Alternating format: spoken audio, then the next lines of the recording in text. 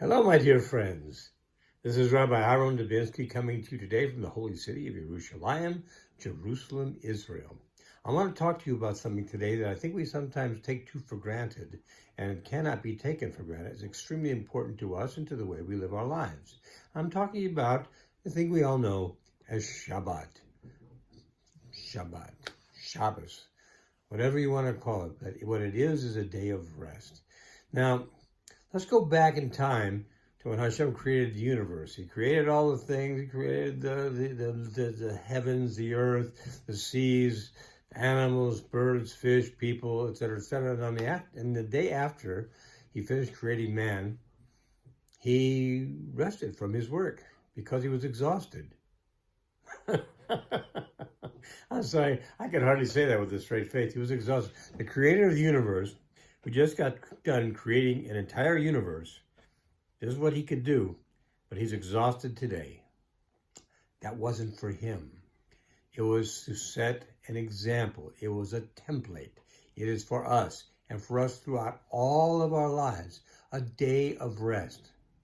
And many people would say to you, it's really funny, Rabbi, because, for me, at the end of Shabbos, I'm exhausted. I feel like I've been working for the last day and a half. Well, the fact is, actually you have. You just haven't been doing mundane work. That's what the rest is from mundane work.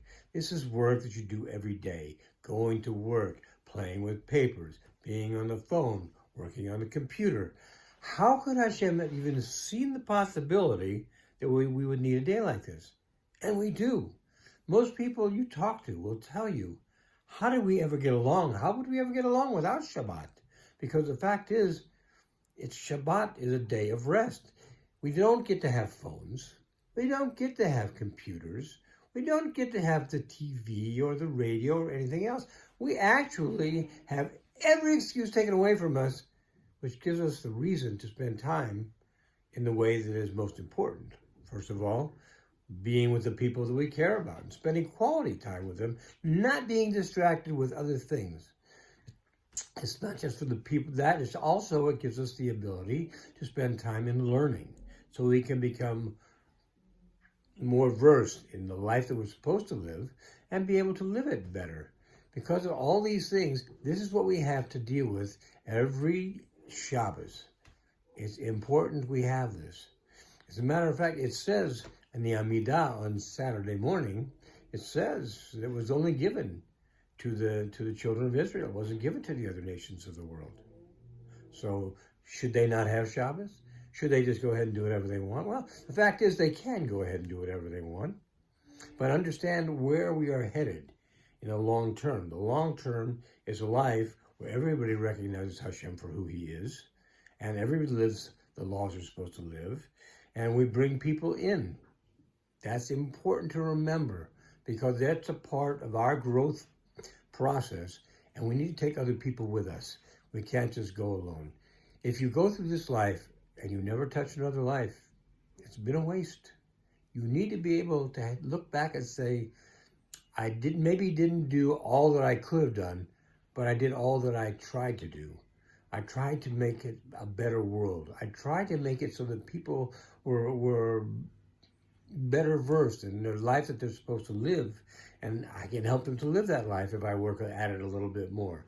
We don't do that sometimes. And the reason we don't do that sometimes is we are very, I hate to say egocentric, but we do have a life that centers around us. And what do? It centers around us. That's why Hachnas Orchim is a big thing, having guests over, particularly for Shabbat, particularly for Chagim, because it shows that we're not concerned just about us, we're concerned about other people and bringing happiness into their lives as well. So with Shabbos gives us the opportunity for 25 hours from Friday night until Saturday night to be able to live the life we're supposed to live. We are sharing our lives with other people. We are learning the life we're supposed to be living. We are just learning in general. We're supposed to be doing things that are different on that day. Can you play games? Sure you can play games. You want to play chess with your friends? Play chess. Play checkers. Play any game you want to play. Just don't gamble for money. but you can play games. You can do anything you want to do with them. But whatever you're doing brings you closer to the people that you care about most than anything that you normally do during the week. In other words, when you're on the phone talking to somebody and your family is in the room with you, you're not paying attention to their needs at all. Now, granted, there are times when you have to do this, but these times should be kept to a minimum, and they should be as short as possible, because we're here to help the people in our lives. That's what we're here for. And Shabbat gives us the perfect opportunity to do that, because there's nothing else for us to do. We don't go on our phones. We don't go on our computer. We don't watch TV. We don't watch movies. We don't do anything mundane. What is mundane? Mundane is doing the things that you do during the week, the things that you do on an everyday basis. We don't do that for 25 hours. It's an amazing thing, and it makes us the people who we are. It gives us that one day to just take ourselves down a little bit, a day for introspection, a day to look into ourselves and say, hey, maybe I'm not living the life I should. Maybe I should do more of this. Maybe I should do less of this.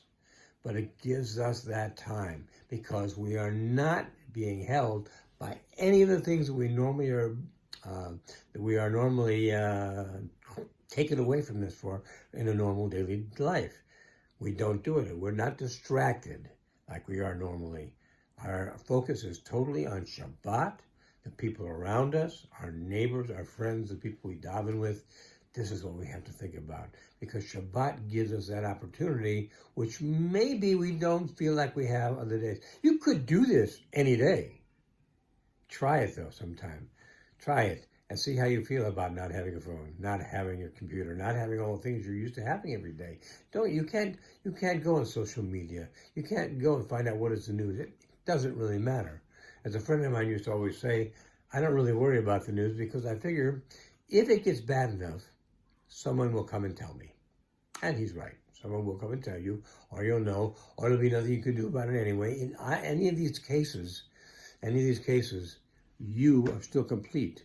You make yourself more complete in this day of Shabbat, because it gives you the chance to, again, to look inside of yourself and see, where are you? Where am I today? Where am I compared to where I believe I really should be? And why am I not there yet?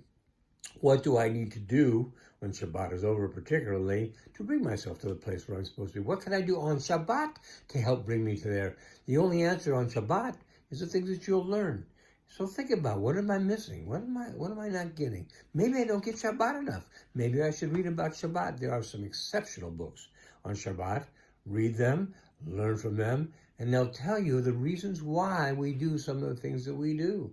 Why are we locked into this type of a lifestyle for this 25 hours a week? That's what we need to do. We start looking at that. Or we say maybe, no, I'm really good on Shabbat. Shabbat is good. But you know what? On kashrus, on being kosher, I have some problems. Now we have a perfect opportunity right now, because right now it's the Shemitah year. It's the 7th year. Shemitah has its own regulations and laws, and they only come up every 7 years. So how do we have the time to learn all this with our everything else we do, with our learning the Gemara, Daf Yomi, with learning Likutei Moran, Likutei Halachot, etc., etc., etc., all the things we are busy learning all the time. Now we got to stick this in. It's tough. It's very tough. I just recently started back to work helping an organization to raise funds so that they could be successful. And let me tell you something. I had a very full schedule before I did this. Now I have 4 hours I need to dedicate to that every day. It's tough, but it's what I have to do. Now, here's the good news for Shabbos. On Shabbos, you got that whole day. You've got all 25 hours. Yes, you have to go to shul. Shul will take, in the whole course of Shabbos, or you're talking about 2.5, 3.5, 4.5 hours out of 25. You're going to sleep 8, okay? 4.5 hours to 12.5 hours. You still got over 12 hours, besides your eating, to take care of all the other things that you want to do, to learn the things you're supposed to learn, to become the person that we're supposed to become. Shabbat is not to be taken lightly. It's not to be taken for granted. It's extremely important. It was given to us as a gift from our Creator, and let's treat it that way. Let's treat it as a gift, and let's do what we're supposed to do. Make ourselves better and make our relationships with those around us closer. You be well, my friends. Have a great Shabbos. God bless you all. All the best. Bye-bye.